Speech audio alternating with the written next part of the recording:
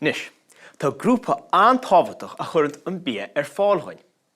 An bhfuil is céad hain? Se, fheirmeoirí, dúnann siad obair antábhachtach fad. Ag tá chun píosa beag go léimhin is faoi fheirmeoir amháin agus an obair dhéanann se. Nach chuir sin ítach. Tú ré? An Fheirm Mhairteola. Céint is fheirme é sin? Fheirm Mhairteola a thugad muid an bheol a thugant ó bó. Mar sin, ainmhí atá ag an fheirmeoir seo. Tá Fheirm Mhairteola ag an uasal de brún.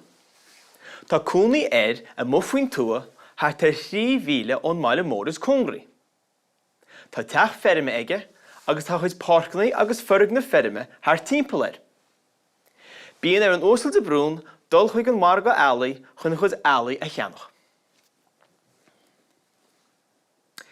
Bíonn an tealach thart 8,000 go ís nuair a cheanann sé iad, agus tógann sé iad le haidh Mhairteola.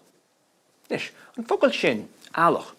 Sin an tanam a thugus muid gon grúpaí beithí nó bó a bhíonn ag fheirmeoir. Coithíonn an túsa de brún an tealach go dtí go mbíonn siad rábhar go leor le níl leis an ngléasar feola le haidh Mhairteola.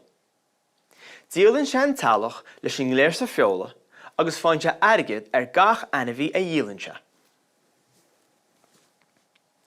Tugann an túsa de brún anmha gon ealacha tá aige.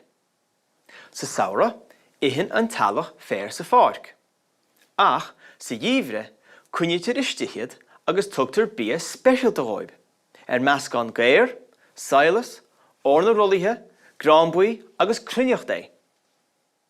Déantar an bia seo a bheasca I gár coithe agus tugtar gon ealach sa bhóiteacha. Sin ná sa cuine sin na beithí, nó na bó, cos le crón ó sciúbal. Ag amana áirithe an bhliain, bíonn cuid mhór cuairmí an uasal de brún le na Fheirm Mhairteola a rá.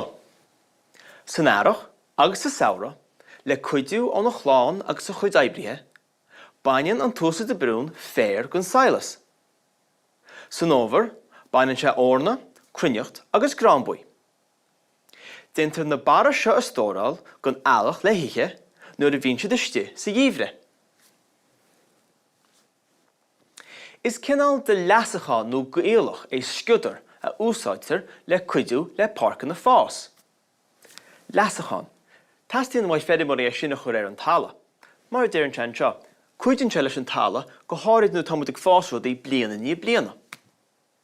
Tagann sé an focail leasú le bhd cinn tíana níos fearr. Déantar as túr ainmhí é. Ní cheadaítear sciúdar a chur na páirceannaí idir lárbhí fómhair agus lárbhí feabhra. Tá sé seo amhlaí leis an timpeallacht a chosaint sa chuos nach scúpaí sciúdar isteach an aibhnacha agus inis go bhealaí. Ní bhah muid ag sin.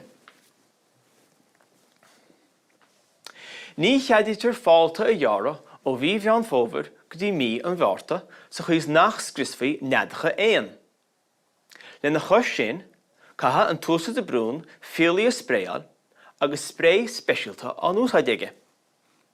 I níomhóid seo a dhéanana, caithfear an tealach a chuineal amach as na páirceanna a spréalú go ceann 4 so le féidir leo an féir ihe ríist. Fear angnóach an túsa de brún. Tá an cheart a lugan sin is fear angnóach é. Smuoine méid obair atá le déanana aige, na cuairimí atá leis an fheirmeoir rá. An cuimhin le cúpla ceannach ab sin. Bégan go na barí a bhaint sa saoire, ara thuairt go na beithí sa ngíomhre, go leor obair le déanana aige. An bhfuil tusa do chonaí Fheirm, nó bhfuil Fheirm I do cheantar. Cén sais fheirme iad? Bach sé aontacha amach tú ná an tuile a ólam faoin na fheirme chu sin atá mar thimpeallart, má tá. Nó muna bhfuil ein fheirm eile nó go hais eile an. Bíag fearm faoi sin. Is bralam sa bheith fearm faoi fheirmeacha.